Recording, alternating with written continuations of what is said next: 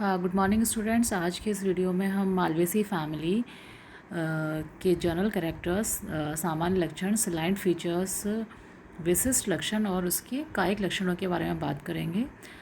Malvaceae family जो होती है उसे मैलो फैमिली भी कहा जाता है। मैलो एक ग्रीक शब्द है जो कि मालाकोस से मिलकर बना हुआ होता है। उसका मतलब होता है सॉफ्टनिंग या कोमल कारक।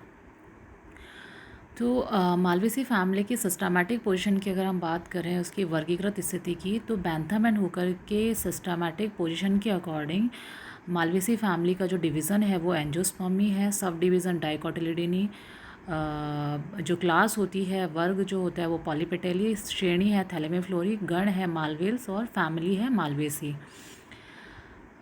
ये मालवेसी फैमिली की सिस्टमैटिक पोजीशन है, वर्गीकृत स्थिति है उसकी। अब हम बात करते हैं मालवेसी फैमिली के सलाइन फीचर्स की, विशिष्ट लक्षणों की।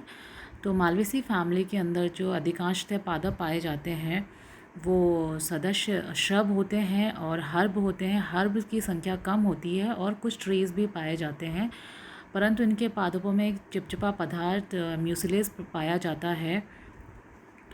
म्यूसिलेज श्लेष्मक पदार्थ प्रेजेंट होता है। उसके अलावा इसकी मालवेसी फैमिली के अंदर जो पत्तियां पाई जाती हैं वो स्टिपुलेट प्रकार की होती हैं, अनुपर्णी प्रकार की होती हैं, मतलब अनुपर्ण प्रेजेंट होता है पत्तियों के कक्ष में, पत्तियों पर, और उसके तने पर स्टिलेट रोम उपस्थित होते हैं। उसके अलावा जो पुष्पक्रम पाया जाता है, इन्फ्लोरेसेंस होता है, वो होता है सोलिटरी एक्सिलरी प्रकार का इन्फ्लोरेसेंस प्रेजेंट होता है मालवेसी फैमिली के अंदर।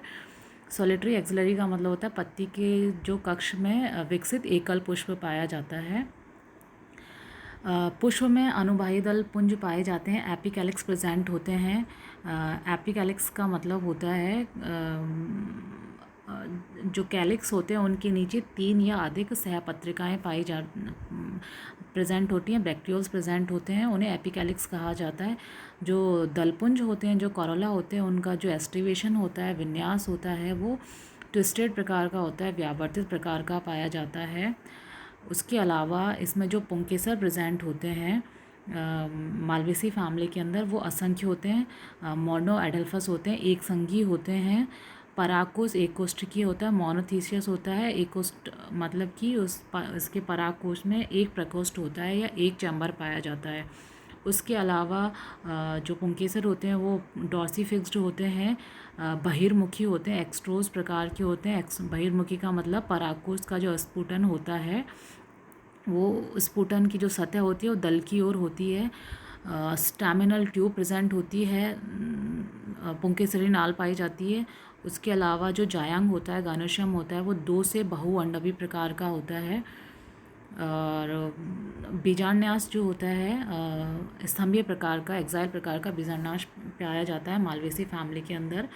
इसकी अक्रेंस और डिस्ट्रीब्यूशन की अगर हम बात करें तो मालवेसी फैमिली डाइकोट्स का एक बड़ा और इम्पोर्टेंट कुल है। इसमें लगभग 75 जीनस और 1000 स्पीसीज़ पाई जाती हैं। इस कुल के सदस्य जो होते हैं वो ट्रॉपिकल से सब ट्रॉपिकल भागों में पाए जाते हैं। उष्ण कटिबंधीय व सब उपोष्ण कटिबंधीय भागों में मालवेसी फैमिली के पादप पाए जाते हैं। इंडिया में मालवेसी फैमिली के लगभग 22 जीनस हैं और लगभग 100 जातियां शुष्क क्षेत्रों में पाई जाती हैं। मालवेसी फैमिली के कायिक लक्षणों में हम बात करते हैं इसके हैबिट और हैबिटेट की, प्रकृति व आवास की। तो इस कुल के जो अधिकांश सदस्य होते हैं वो वुडी होते हैं, श्रब होते हैं, वुडी श्रब होते हैं। उदाहरण के लिए हिबिस्कस रोजा साइनेंसिस।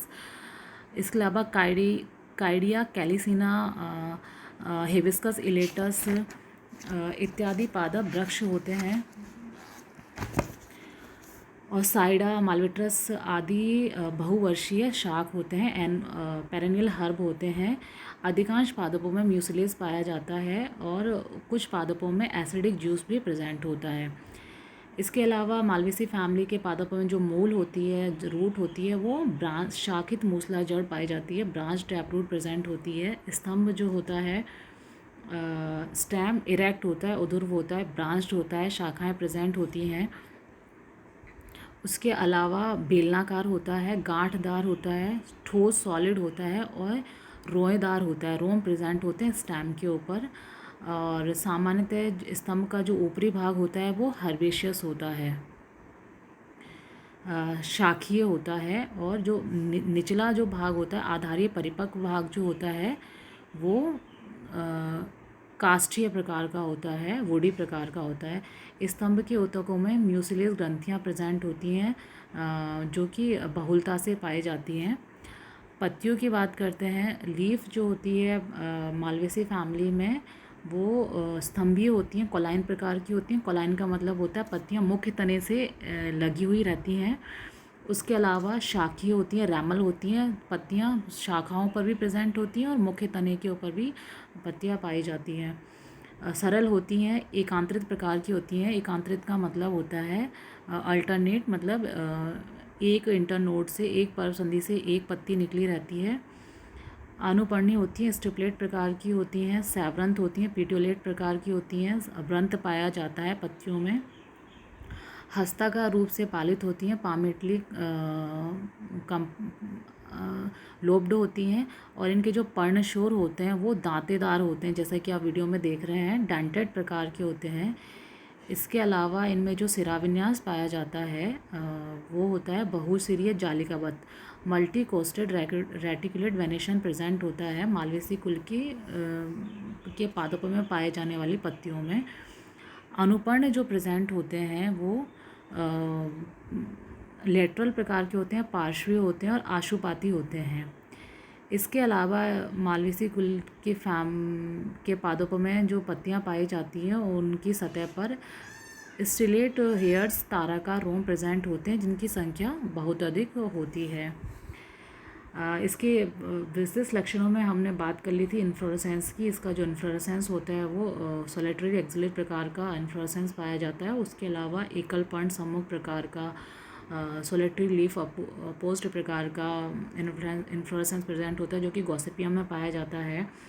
पैनिकल प्रकार का होता है, यौगिक एसिमाक्ष प्रकार का होता है, काइडिया के अंदर प्रेजेंट होता है। रेसिमोज रेसिम प्रकार का, एसिमाक्ष प्रकार का इन्फ्लोरेसेंस प्रेजेंट होता है एल्थिया रोजिया के अंदर।